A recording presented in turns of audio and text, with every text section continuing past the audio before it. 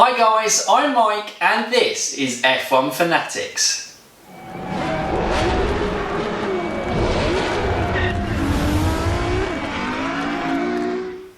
Guys, welcome back. And usually on a Friday we have the F1 Weekly News Show, but this is a special edition because yesterday we had the release of the F1 2021 rules. A press conference was held at 5 PM, clearly outlining everything. The rules are online and released as well, so you guys can check them out. But I'm going to try and break down the rules today in a simplified way. The main things that we can look for in F1 in 2021 that is hopefully going to improve and develop our sport for the future that we all know and love. But guys, let's take a look at the rules, and the first one really to kind of mainly focus our point on is the car itself. And the car itself, for me, it looks great. Obviously it's got that simplified front wing, it's got a streamlined bodywork. The rear wing is flatter and wider. There's a greater emphasis on ground force and ground effect. There is going to be variation in aerodynamics you can do there. You have the 18-inch rim tyres with a low profile tyre as well, which means that it's more rigid and it's simplified, so it simplifies the aerodynamics overall there. And the cars itself, Ross Brawn has said, are going to be more robust because at the moment when they collide there's lots of bits coming off, and yeah, they're trying to make it just so there's not a lot of wastage in F1. They're trying to make it, yeah, a little better on that aspect. So with these cars we will see variations in design.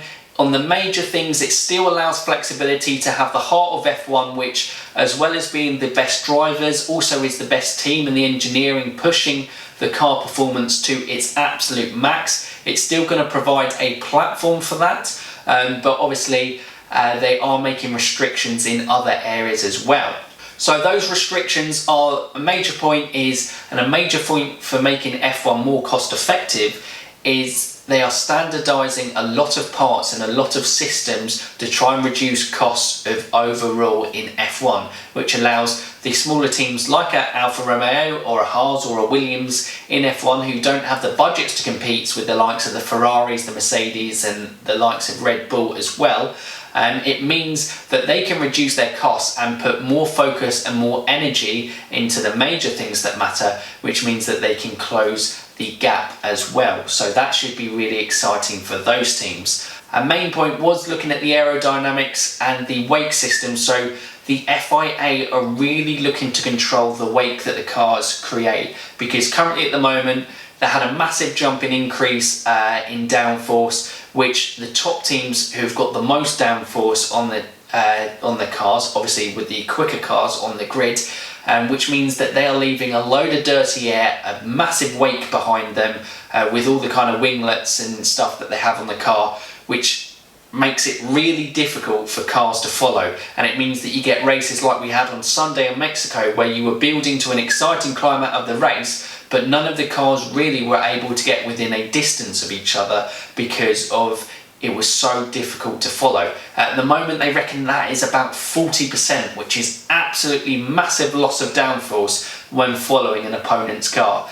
With the new streamlined data from the car design, obviously you saw in the press conference, I'll leave pictures as well so you can have a look at, but the initial data, and it's been confirmed everything there that they've run the tests on, are 5 to 10% loss of downforce when following, which is a massive step down from the 40% we currently have. So fingers crossed, you'll never know until it actually comes into play that this does actually make it a lot easier, and they're trying to get back to that karting mentality of cars being able to really closely follow each other. And what we want is not just overtakes. We emphasise overtaking. Obviously you have the introduction of DRS, and there's a lot of easy overtakes on DRS. There isn't much challenge or driver skill involved in that. No, what they are trying to compete with is cars that are going to allow drivers to have battles on tracks like the battles we've seen between Verstappen and Leclerc this year. Leclerc-Hamilton, Verstappen-Hamilton, Vettel and Leclerc, you know, and what we've seen realistically throughout the midfield all season. And the midfield, the reason why is they have less downforce on the car, so it does mean that the wake that they generate isn't as great, which means they follow closer and we have more overtaking generally in the midfield as it is. So if we can reduce that even further and have it throughout the grid, it's going to be absolutely fantastic. Fingers crossed. So with this wake, to try and control it, they have prescribed and they have kind of specified and standardized some areas of the car to obviously control, to stop teams creating a greater wake. So they have wheel wake controllers on the tyres and obviously on the wheel. And certain areas the teams won't be able to touch or add things on, and they'll be very strict about this. So it doesn't mean that one team is got a car that's quite hard to follow. So that is really positive. So another thing you've probably heard me mention through this video is cost cutting, and that doesn't mean that you're going down your local supermarket and looking for the bargains in there. It means that they are trying to minimise the cost. So a lot of teams were spending a lot of money on, they're getting a fractional marginal gains, but obviously all those marginal gains do add up, but they were huge investments in the budget. And they've also got rid of things like hydraulic suspension, which didn't really kind of benefit the teams too much and complicated the sport overly without massive improvements in performance. So basically, they're kind of standardising a load of stuff there, stuff like the brakes, the fuel pumps, and prescribing obviously the new wheel covers that will go on the cars, because they don't want teams kind of pumping money of their budget into that. So like the small teams who would have to do that just to compete with their opponents and wasting money on that, they can just focus all their budget on the major things that can make a big improvement in performance on their car. And so and this also, there is an open plan system that's going to be introduced where teams on stuff like this will be uploading their designs, which all teams will have access to, which they can then download, and they can use that design and add it onto their car. So that overall is reducing the cost. Another thing reducing the cost is the wind tunnel and actual testing itself. They are going a lot of more things focused on simulator work, which is either simulation of airflow for the aerodynamic side, or the drivers doing more simulation testing rather than on-track testing, and the wind tunnel with the airflow as well testing there.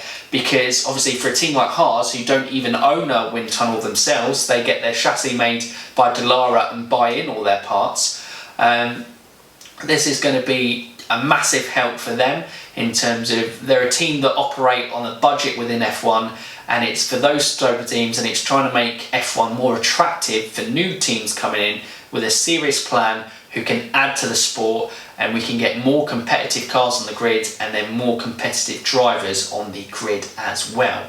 So we are hoping with these changes that it means that teams like Racing Point, the Renaults, the McLarens going back up to the top, hopefully the Haas, the Williams even coming back into play, and Alfa Romeo, we're hoping that, but I basically said everyone, we're really hoping if they get the drivers right and they get the design right within the team, but the gaps shouldn't be too hard to make up, because they are limiting the aero development kind of arms race within the season.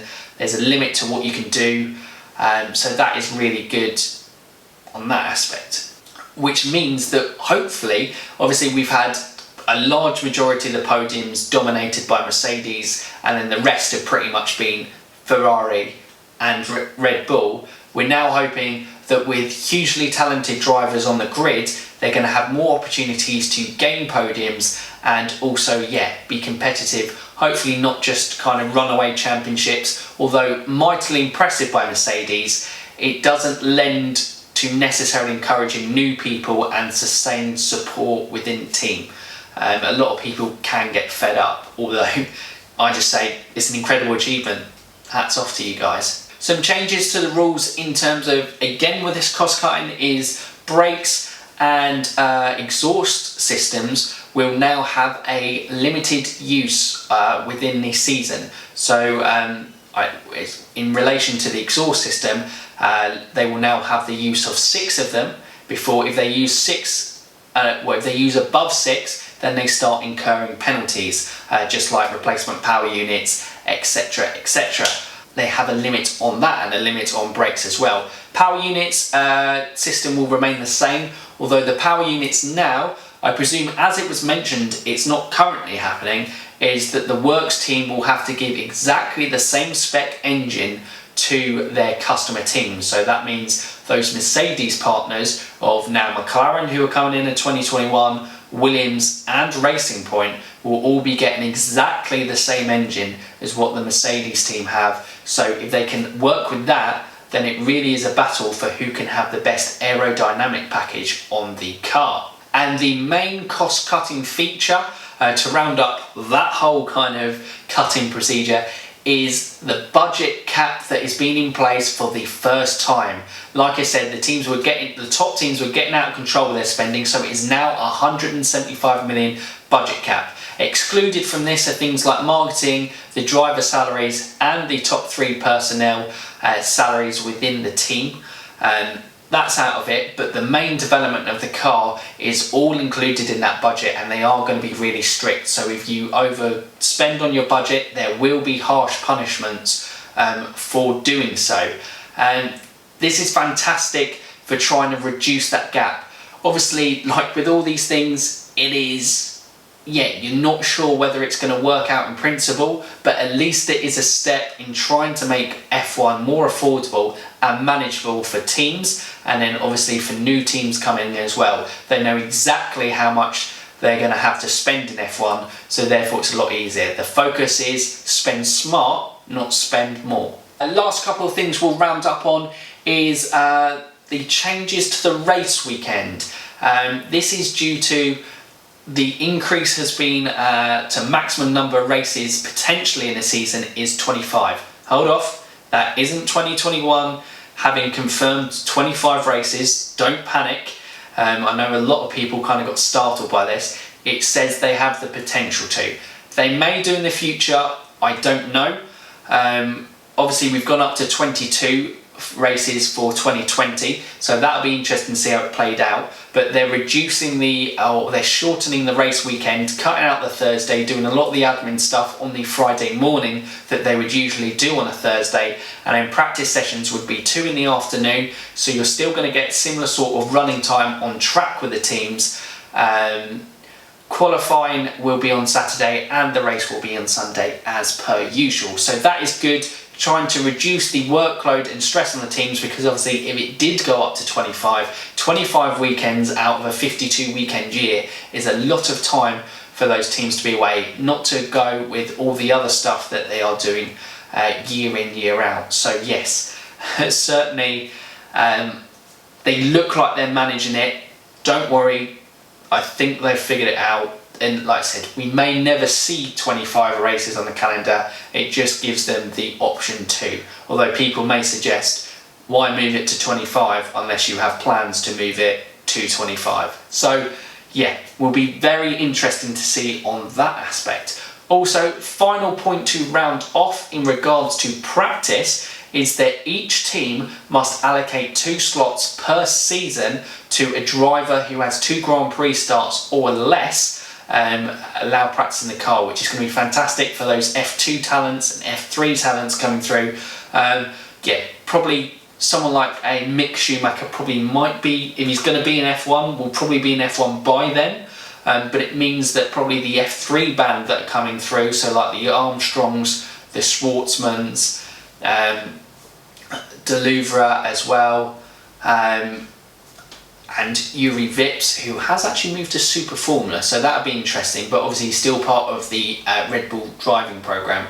So yes, it means that those guys are going to get a lot more opportunity in F1 cars earlier, get exposure to teams, being looked at, and yeah, that's pretty exciting for them, and it's exciting for us as fans who, if you don't follow F2 and F3 closely, you can really get a first-hand look at the fresh talent coming through, seeing what they're doing within the teams, and yeah, it gets the use of it. Although it does mean, I know Haas were in talks with Robert Kubica as maybe a development driver. I imagine those sort of roles for drivers retiring will be kind of pushed out, because drivers already will be reluctant to give up their track time as it is being reduced. So having already 2 free practice sessions per season given to young drivers, they're going to be very reluctant to give any more to any other drivers. But that is actually, I think, just a really good move from the sport to kind of secure the future talent and to, yeah, give them a real platform to shine. But guys, that is the roundup. Obviously, it was a whole hour press conference yesterday. There was a lot to take in. There was a lot of technical details. We try and give you as much. Hopefully, I've kind of simplified as much of it to my understanding. So you guys, if there was anything that you felt I missed that was big, please do comment below.